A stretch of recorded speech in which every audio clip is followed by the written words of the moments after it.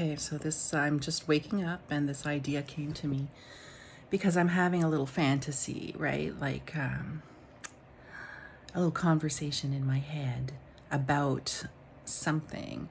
And I listen to these things. Like I have a little scenario going on in my mind and I listen to and I feel with, like watching television or something, in order to find out how I feel about things, right? Complex things. So I woke up to myself having a thought and a scenario going on in my mind. So it's not really a dream. It's totally was not visual at all. And of course, the scenario had to do with my my PhD. Even when I say the words my PhD, I can barely get it out of my mouth. My PhD. All right. So the scenario was me having years ago, so this is years in the future, reflecting on this time now, right?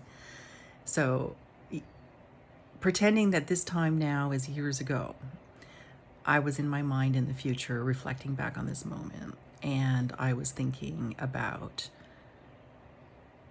meeting up with a professor that I almost wanted to work with. Like I did when I was very new in the program. And the reason that I did want to work with her in real life is because she was formerly a speech and language pathologist, and her expertise is language and words. But not just, she's interested in the pragmatics of language, which is a word that I've had really a difficult time understanding in the context of language development. Pragmatics, I'm like, what the hell is that?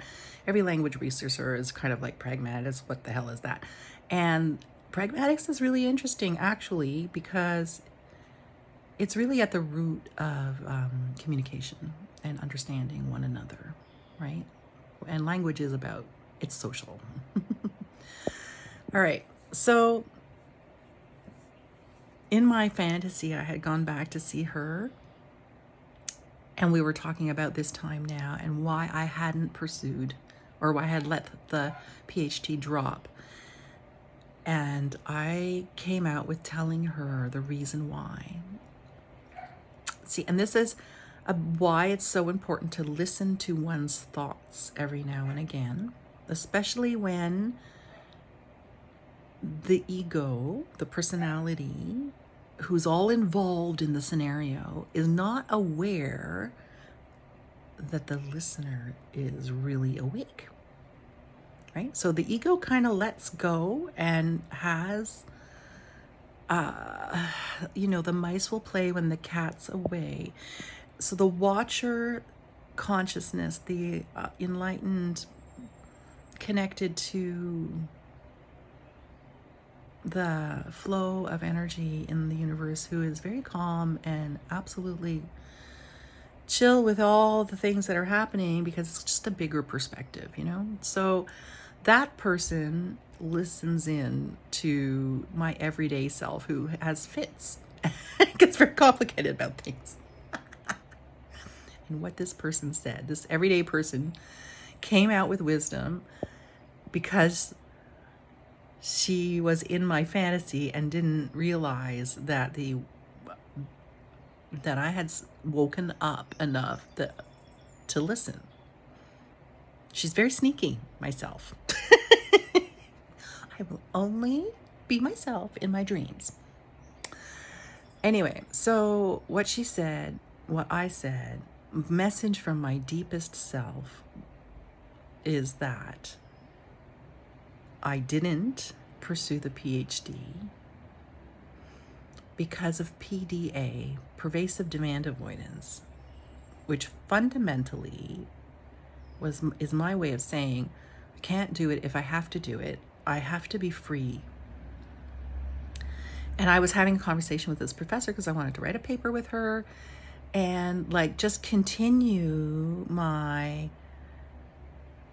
intellectual discovery process without the trappings and performance not standards, but imposed performance benchmarks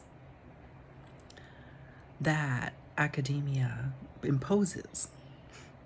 You know, and I think, like, I'm a 50-year-old woman. I've been in academia all of my life, except for a very brief 7 years where I was only teaching, right? Instead of teaching and learning, right? I think I should be trusted enough at this point to, like, actually know how to research stuff, you know?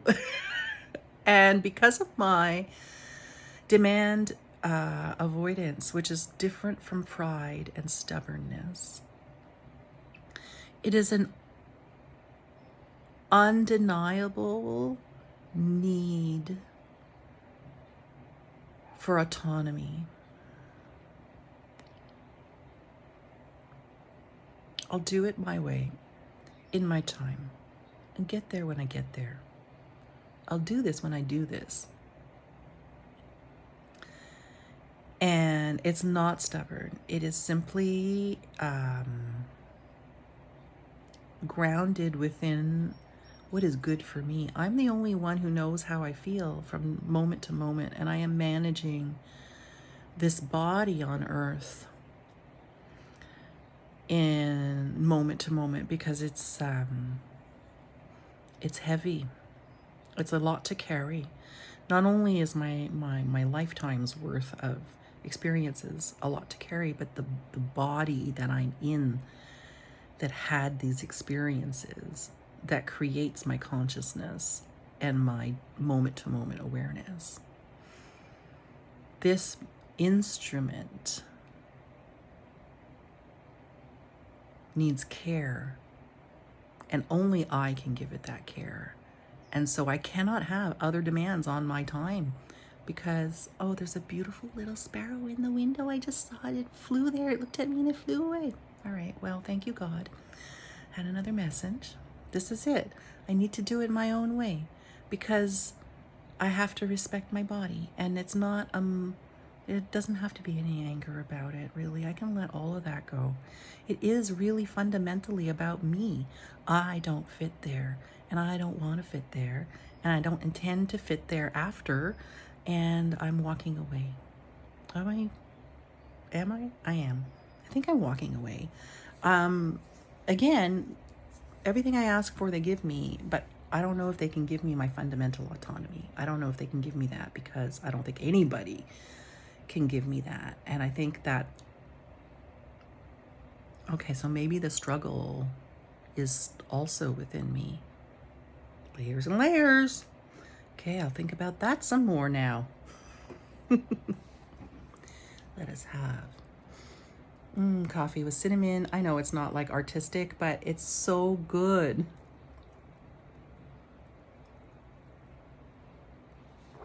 I'm reminded of that Stevie Nicks song, right? You Can Go Your Own Way. I wonder what that's about. I'm going to go listen to it now. Good morning.